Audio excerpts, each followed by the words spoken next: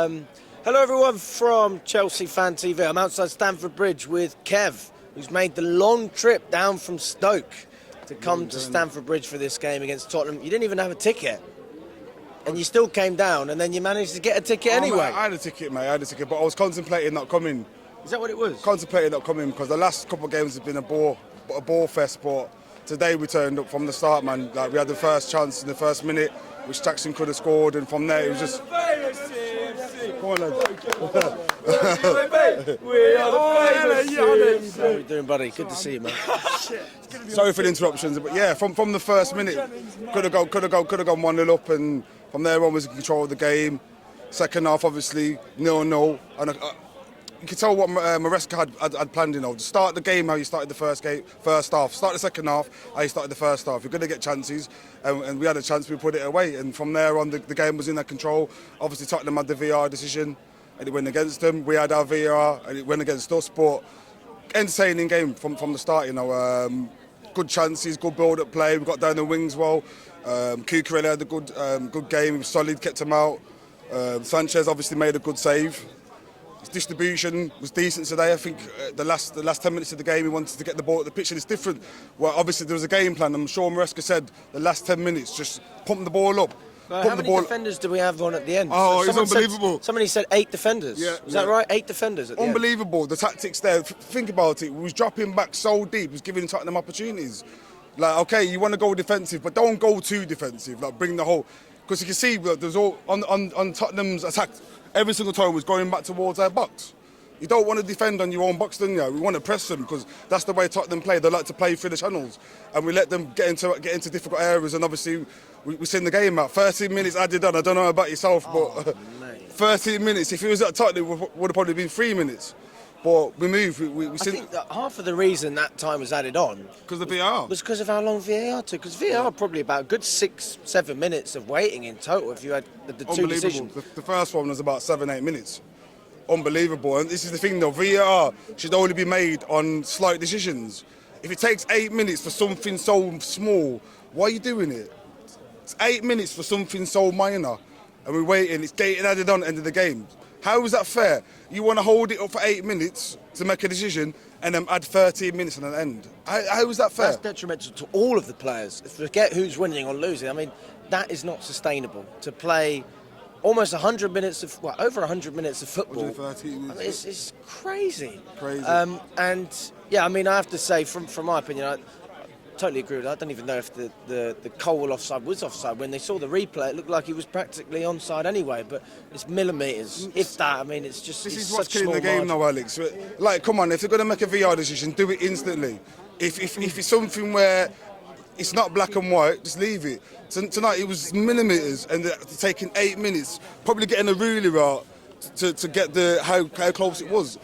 What's the point in that? It's killing the game. Let's get on with it. If it looks like a goal, just get on with it. If it's something where it's easily decided, deal with it then. But holding up 13 minutes of the game to make two decisions, it's bad. It's bad. But like I said, we held the game out. Difficult. It was difficult towards the end because obviously we're sitting back and we was going back into our own half. But we're sitting it out, and that's something Chelsea haven't done for a long time. And I didn't believe we could do it. Who are the key players today, in your opinion? I think Neto had a good game. You happy with what you saw from Neto? I think Neto. Jackson first half, I think. A lot of people, I just want to say... He should have finished his chance, but he's back. But Kev, about Neto, a lot of people sitting around me were complaining about, oh, come over here, mate, come on, mate. Let Matt jump on. Go on then. How we doing, Matt? Sorry, mate. If I knew you had to go, I would have got you one early. You good? You going back to Colchester? Yeah, I'm fucking going back to work early in the morning, man. What time are you? I've got a 7 a.m. job myself, to be fair. 7 a.m. That's 7 a.m. He was in bed at 11:30 today, you fucking cunt. Kev called me and I was like, oh. 11:30. Yeah, no, mate. We're desperate for Williams to come in. That fucking Gustavo Williams to come in the team, man. Got no fucking decent wingers. Sticking Pedro Neto down the fucking right clearly ain't doing him no good. He's left-footed, mate. Sticking down the fucking left constantly. No, but he got the ball in. He looked telegraphic. He knew what he was going to do. Look him at Wolves. Look how direct he was. Wait. No, but he done it. We need him to be Sterling direct without being Sterling. That's what we fucking need. The wingers weren't good enough. We got the midfield again controlling the game. Chalobah was outstanding today, running that back line. Tottenham Chelsea scrap half time like that. Do you know what I mean? But other than that, we need better wingers. No one's direct enough. Jackson blinks the play perfectly, so now other players can come into it. But other than that, it's fucking. You can see a huge difference with Jackson on the pitch. Yeah, of course you can, because Jackson actually worked for the ball, but instead of having Nkunku, he's trying to find him. It's like trying to find a mouse you're trying to catch in your house, mate. Do you know what I mean? He's been fucking sneaking around. What about Sancho though? What do we make? Do you think we should keep him or get rid of him? Sancho didn't even make a cross. I don't think he made a cross. He needs to get the ball in the box. He's got all the trickery, he's got the footwork, and it opens up, and he'll just pass it backwards. He needs to just swing the ball in the box. When you see opportunity, cut inside, swing it in the box. He doesn't create enough opportunities. He gets the balls in good areas, but he won't cross it. Just pass it back. You might as well do Irish river dancing, mate, because that's the only thing he's doing is fucking tap dancing. Fucking better off doing ballerina, doing Black Swan or something, because he ain't fucking doing nothing on that. He's not direct. We need a fucking direct fucking winger. Look at Arsenal. They have a Saka, and Saka makes difference in games. We have no wingers making any difference. I think that's partly the system as well. Well, last year we had Palmer down the wing. We had a deadly winger. We also had overlapping fullbacks, which we don't have now. Overlapping. We don't do no one ever presses the fucking defenders. And all we're doing is waiting for a tip-tap passy fucking ball. Every fucking time we're outside the box, why do we always fucking pass it out? Fucking, and then Sancho will do something really good, and then he'll be like, you know what? Let's have another 5 touches on it. Let's see what happens then. And every time you just fucking get the shot off, or just fucking pass it off. Instead from fucking trying to fucking dance your way to the top like you're fucking in Pop Idols or something, you dickhead. I'm not going to lie to you though, mate. You don't seem as happy as I remember. Mate, I am happy. I just, we won, but I just think about certain things in that game that do irritate the granny out of me. It's nothing like... What Matt said happens every single week. We're not direct enough. They get the ball in positions where they can cross it or shoot it, and they'll just pass it. Am I happy if we beat Tottenham? Of course I fucking am, but we beat Tottenham every fucking season. Regardless of how shit we are. This one, the only fucking guaranteed in life. Death, taxes, Keir Starmer's a cunt, and fucking... We beat Tottenham. Yeah, and I was beating Tottenham. That's it. Actually, all the time. So I'm not going to be we just need better. We need to be. No, the wingers need to be more direct. Matt's hitting there in the head. I said it today. How many times the Neto get the ball? He's doing step overs. He's not even doing the step overs properly. He's like this, and he's just and then he tripped over. What's the fuck? What's that about? Get the ball, cut inside, shoot. Make something happen or cross the ball. What did we like about today? What did we like? Well, we won. It was a lot quicker. It was good in defence. Sanchez actually fucking saved the game instead of fucking up the game. But you know what? Saying that, you can argue being like, but Sanchez done this. But Sanchez also saved us not losing against Nottingham Forest at home, and he's still been dog shit week in, week out. All right, he made that fantastic save, and he weren't as shit as usual. But mate, I'm actually just done with. I don't care what he does. He might make one good save, but I know next week he's going to do something to fuck it up. So. I feel exactly the same way. So I don't really care if he's made a fantastic save, because I think it's fucking thing. But yeah, like I said. We won. Cole Palmer was amazing. Enzo was amazing. Cucurella's it's always the same usual suspects who play week in, week out, who play well for the team.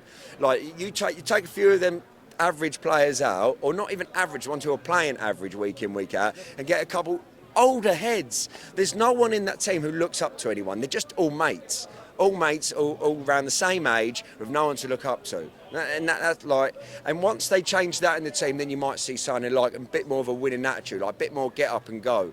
But overall, yeah, it was a 1-0 win. It was better than what we have been seeing over the last few weeks. It is definitely better. We look more energised. The last few weeks watching Chelsea, it's been so slow, but today they're trying to get the ball down the wing.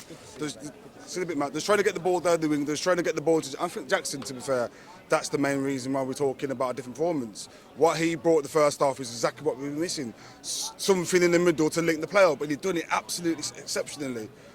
But the thing is, the chance he had, like I said a minute ago, the chance he had to bury that goal where we need it, he can't do it.